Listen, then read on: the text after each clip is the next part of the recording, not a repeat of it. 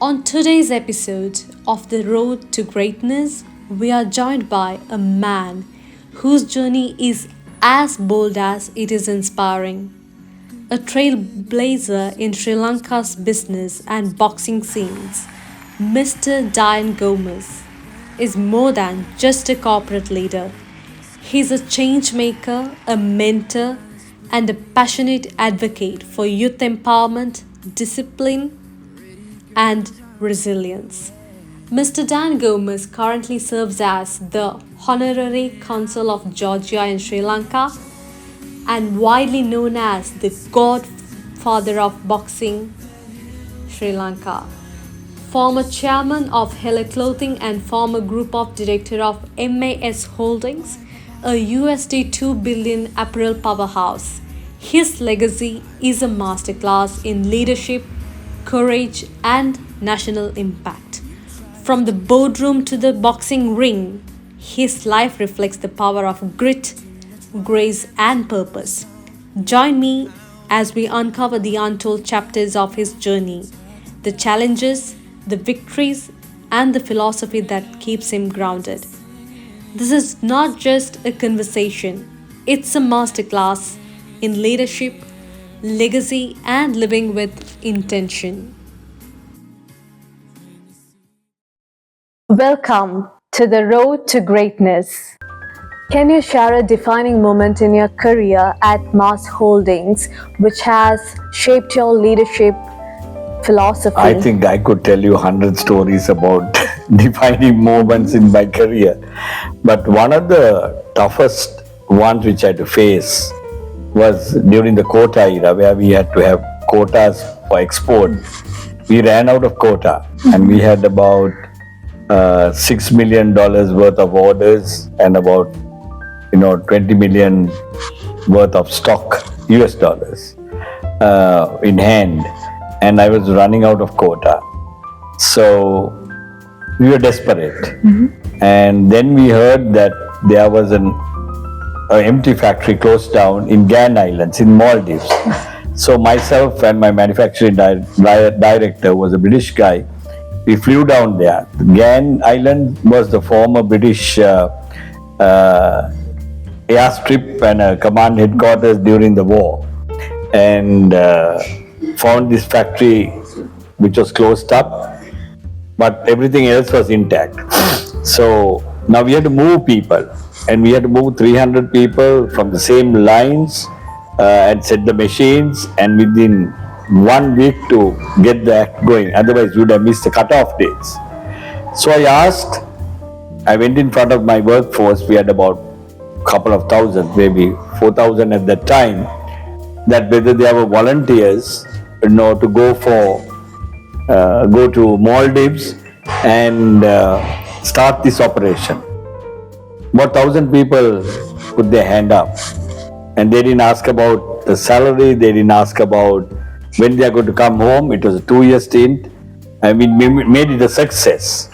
I think that was a defining moment, because if there were no volunteers and if they didn't trust my leadership, maybe the company would have crashed, because we would have got blacklisted, we would have let down the customer, and 6 million worth of orders, we couldn't have taken a hit of that sort. So that was a tough call. That was in my early life, in the, I would say, in the late 90s. But every couple of years, there's always a defining moment. Shutting down factories, giving VRS. Then, thank God I didn't have any strikes, because in my 27 years, I think I was the leader for the people. So there wasn't a single industrial dispute during my 27 years. No industrial disputes, no strikes, nothing. I was their leader right throughout in my career. So a lot of people, that would be the defining moments, having industrial disputes and shutting down plants. I didn't have face any of those, but always corporate careers are tough. The issues come, customer issues. We had multiple of customers, demanding customers like Victoria's Secrets, Nike, Marks and Spencers, you name it at all. and doing fitted products like bras and panties. So it was tough. So you have to make calls all the time, whether to operate it, whether to, remove orders from X, whether you have to downsize any factory and move to Bangladesh and Kenya or Ethiopia. My career was always like that, on the ball, making calls.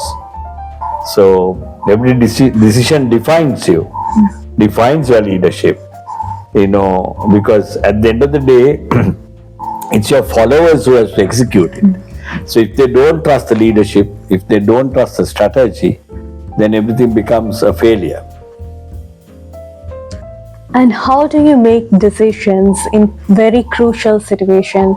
Do you believe the papers or you go with your instincts? I think you need to have both, and you need to have super teams with you. I always used to recruit people who are better than me, more qualified, much younger, much more aggressive, and who can manage factories, because we had large workforces. So sometimes, you have to take judgments with your feet firmly on the ground, instinct, everything counts. But if there are proper analysis, proper plan, proper strategy, it makes your instinct much more easier. How do you balance being a corner man for the most successful boxers and being a CEO in the corporate world? How do you strike the balance during their challenging times in their life and business? I think if you're a leader, you have to be with your people. And I used to always go to the front lines. Whether there's any issue, I'd be there at the front. Because if you want to win wars, you have to go to the front line. You can't be an armchair general. I always believe that you need to go to the front. So being the corner man for boxing is a very tough job. I think it's much more tougher than being a chief executive of a large company, because a boxer is fighting, and your job, when he sits down, the coach will tell one or two things. As the corner man, you have to take the gum shield, which is full of spit, wash the gum shield, put it back, and if the boxer is bleeding, stop the bleeding part with Vaseline and the other techniques. And you got 30 seconds of mind time to tell him how to fight. So I have to be in his mind. I need to know why he's fighting, to motivate him. So that's a tough job. Each individual, each boxer is different. So I did for nearly over 20 years, about 5 Commonwealth Games, 5 Asian Games, Olympics in 2008, thousands of fights. I used to pack my bag and buy my ticket and go all over the world to win this medal. So it is the same thing with your staff. You are a chief executive for some company like Mars Holdings, which is global, and you have different people, different cultures, and subsequently as the chairman of Hela Clothing, setting up plants in Kenya and Ethiopia, all these places. You have to go to the front line. You have to face the issues. You have to give them courage, because I used to always tell them, we are not making rockets, nor we are doing brain surgery. We are making, lingerie. People will make mistakes, but get up and fight. It's like boxing. You get a hard punch, you get a knockdown, you get up and fight. You're not going to stand up and look up and wait. So that was the kind of passion and the culture that I inculcated in the organization, because then the culture takes over the foundation of the organization. Everybody likes like that. Then they become corner man or the corner woman to the next guy. So that's the kind of culture that we created there at that time. How do you define success, and how has it evolved over time? Success means different things to different people. When I was young, maybe your age, I want to be a corporate hero.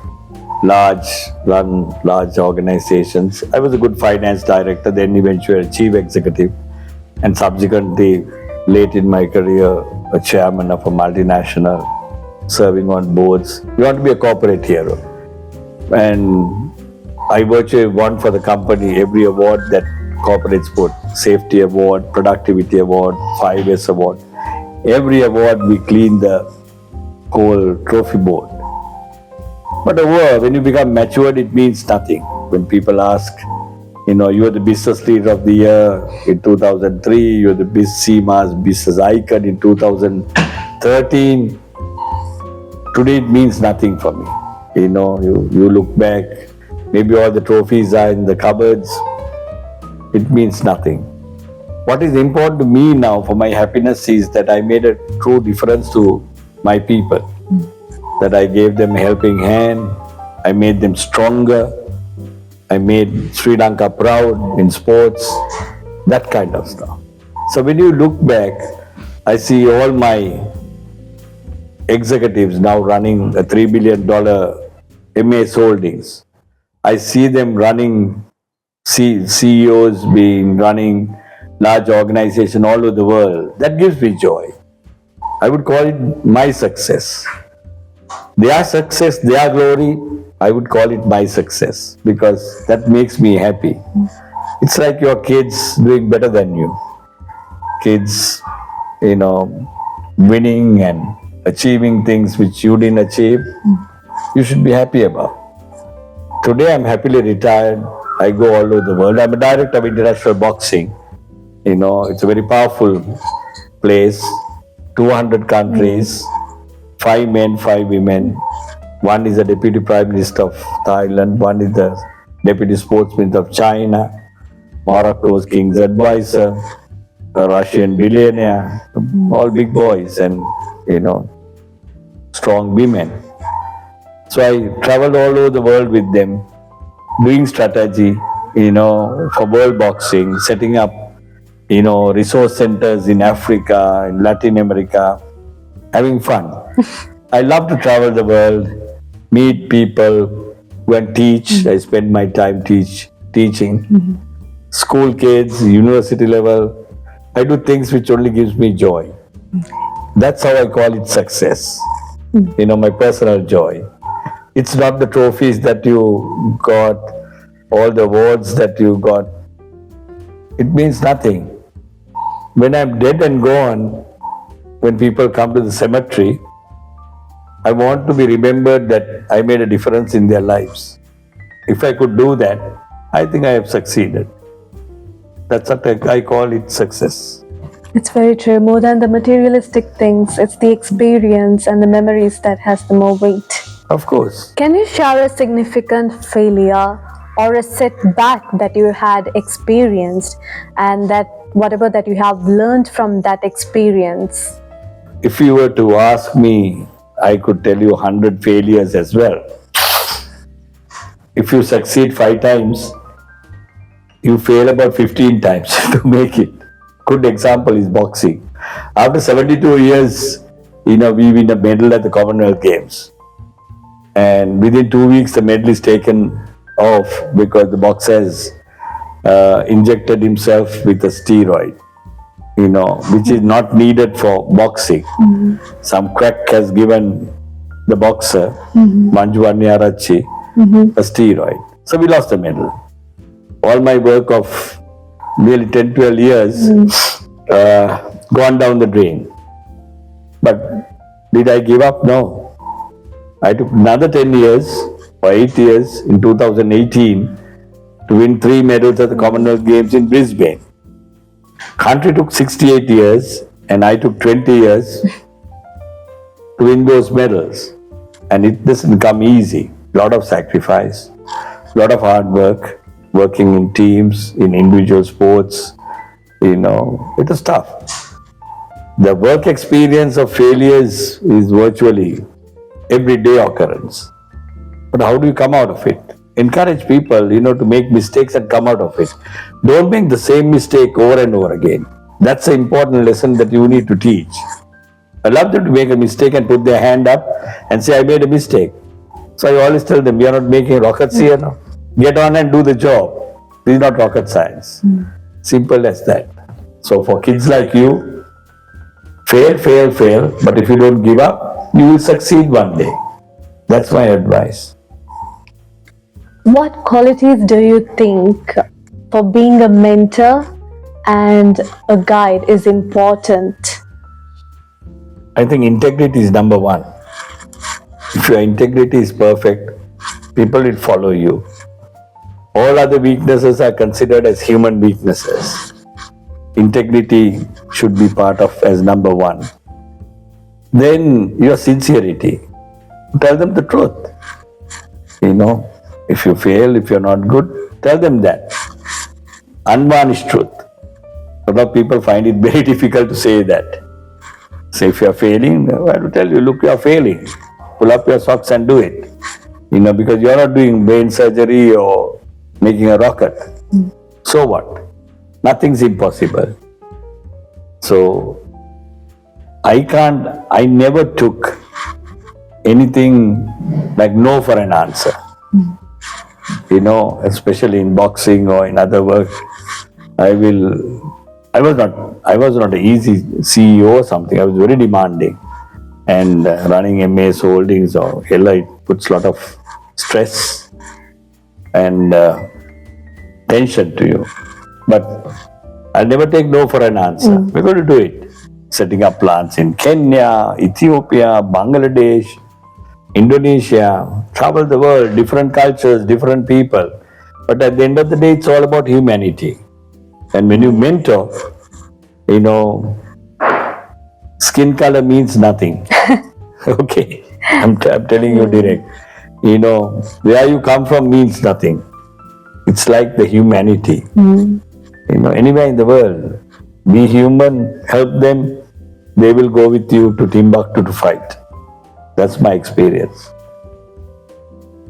Being a CEO, being a corner man, it adds a lot of stress and a lot of work in your life. So how do you balance your stress and how do you stay fit and healthy? That's a personal question.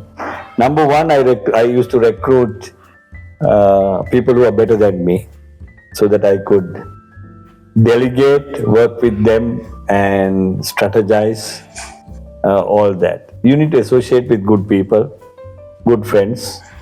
You must have a lot of interests. I had boxing.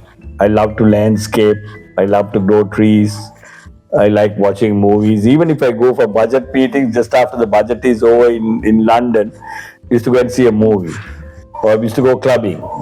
I used to have fun. So, younger days, it was great fun. But even my older days, even today, when I go, I travel all over the world. Say, for example, the meeting is in Tashkent, Uzbekistan. I spend 3 days and I take the train to Samarkand to see the culture. People, music, and of course, good sex. I should be saying that to you. What lessons do you think are applicable in real life from the boxing ring? The first time when I boxed, I was Royals flyweight champion for 4 years. I was Sri Lanka's junior flyweight champion. I wanted to box for Sri Lanka. I got into the ring and I saw this opponent, H.S. Caldera. Never heard of him. I was arrogant because Royal College has over 100-year history of boxing. And with the school, it comes a bit of arrogance. But in the first round, what I saw was not the victory of representing the country, but the canvas. Because he punched me so hard. 25 years later, he asked me he goes to Asian Games, wins the last bronze medal for the country. 25 years later, when he was felicitated by the government, being a national sports hero, we sat together and he asked about that fight. I said, look, don't remind me about that fight. It was such a thrashing. After that, I never boxed. He said, I came from an underprivileged family.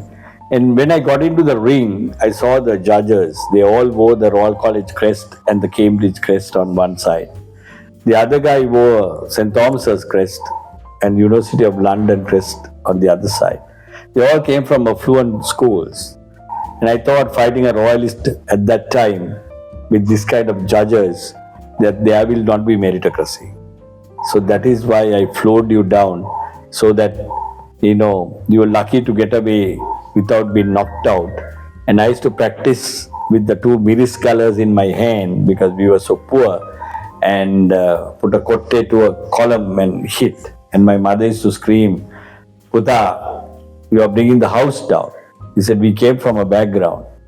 So not even you, when I hit the Korean in the semifinals, the Asian Games, even he went down.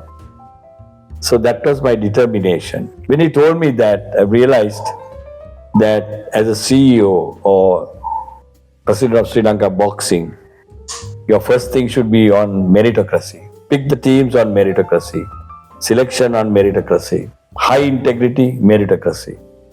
And I realized, even in my corporate career, I always did that. It didn't matter to me whether they came from affluent schools, whether they were from Royal College or St. Thomas's. The best team would be in my team. So that's what sports taught me. The second thing is your arrogance. If I wasn't arrogant, if I trained much harder, and if I overestimated my competition, most probably I would have represented my country at the Asian Games. So rule number one, if you are arrogant, you will see the canvas very fast. And I saw it at the age of 18. So by the time I became a chief executive, I could sit down and have a cup of tea with my toilet cleaner, and also had breakfast with Prince Charles at that time, 25 years ago when you opened the factory. It taught the sports. The thinking came from there. Do you think everyone needs to get into sports at some point of their life? Sports is a good equalizer of things, but sometimes people are not built that way. Your DNA might not make you a boxer or a cricketer or an athlete. You can be a musician, you can be an artist, you can do what you like. And that will make you much more confident person, much more sociable person. You'll be able to handle people. So, in addition to your studies, you must do some other things. How did you manage the intense demands of being a CEO and being a corner man for boxer? It must have been very stressful and challenging. How did you balance it out? If you ask me, my whole success is recruiting people who are better than me, so that you can delegate things and follow up. And you should be multi-skilled to do a lot of things. Of course, there was great support from my wife at that time. She was running a business. I was away from home. The kids were at Pisaka. They were sports women as well. So she took quite a load from me. So if you ask me whether life is balanced, for me I would say it was well balanced. I was a high maintenance husband as well. She would say, of course, no.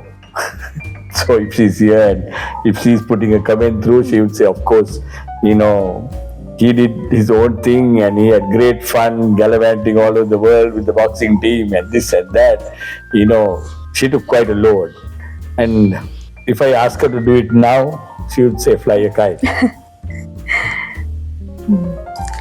What advice would you give for the people who are navigating major transitions in their personal life and the professional life in this era? Life is full of failures. Life is full of betrayals, misery, sickness, you name it. And life is always uncertain. But you should be resilient. You should always think, what is the difference I can make for the others? And there's a universal law. What gives, it comes back to you. At your age, I never believed in all those. But being matured, I believe so. Do good, do positive things, and be resilient. And that is why you need a mentor, you need some friends, you need the family, all that to cushion your blows. We all get those blows. You, me, everybody. So how do you manage that? Each one handles it very differently. Some people are strong, some people are weak. So that's why in life you need people, in business you need a mentor, sometimes you need advice from people who are experienced. So you need to manage that. And I was lucky to have that, stable home front and a great boss, Rajan Sivaratnam. He passed away a few years back. My first boss, good friends, and great company, which I enjoyed. So when you go through some stress, some pressure, there's always some buffer, some people to hold you. Otherwise, it's tough. What habits or practices do you think has helped you to achieve the success that you're having and has helped to have a better growth in your life? I would have been punished so many times because I had long hair. Of course, now I don't have hair. I was not allowed to sit for my boxing photograph. Being a senior member next to the principal, I was thrown out. I used to cut school all the time. 3 times a week I would cut school and go and meet my girlfriends. I was kind of a rebel. And even my career, initial years, cut work, do all the things which we used to do. But subsequently, when I became a chief executive, I realized you need to be disciplined. You have to be disciplined first.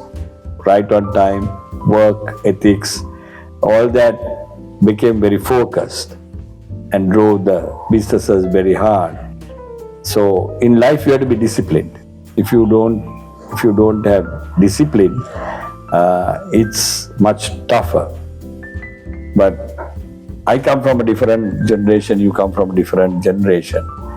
I think having a disciplined society, it was much more better than, ill-disciplined society, and this is what Sri Lanka is at the moment. I hope it will change, like starting from throwing garbage on the road to, doing various things, breaking all the rules. So my advice to anyone younger, be disciplined, be focused. If you are passionate to achieve, if you are focused, you are going to do it. You'll fail a few times, but that's fine. You'll come back winning.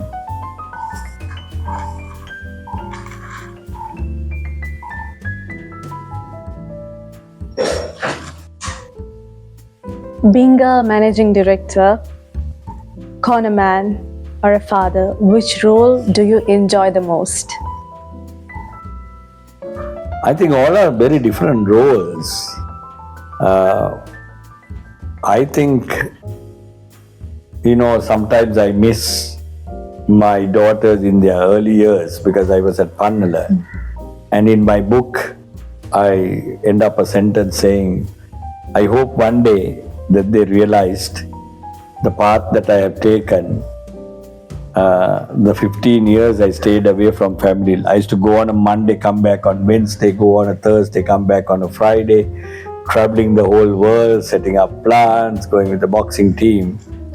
That it was not a wasted 15 years, that I made Sri Lanka proud and Sri Lanka strong. So as a father, they have done well for themselves. Both daughters did the undergraduate Manchester Business School and went to do their masters at Imperial College, which is one of the toughest business schools in the world, in London. They are married, they have done well for themselves, they run their businesses. So I think I did their part as a father. But I think mother played a greater role than me. But as a corner man, I think undisputedly I was country's corner man. 4,000 fights all over the world. I made Sri Lanka proud. As a CEO, I think I made a difference to the apparel industry, especially at the workforce level. That I changed the Juki Kella concept. I brought some egalitarian approach to the company's radical points of view. brought in good talent, and they are done well after I left. I retired. So all the companies that I left behind are doing extremely very well, and so that my legacy continues. So that's what I can say. Any tips for a successful long marriage? I don't know whether I should say that loudly. Sex, and sex. And compatibility. If you need to relive your life as Dian again, would you choose to be an artist, a boxer, or the CEO? I think I would like to be a landscape artist. Okay. Thank you so much for joining this show. This is your road to greatness.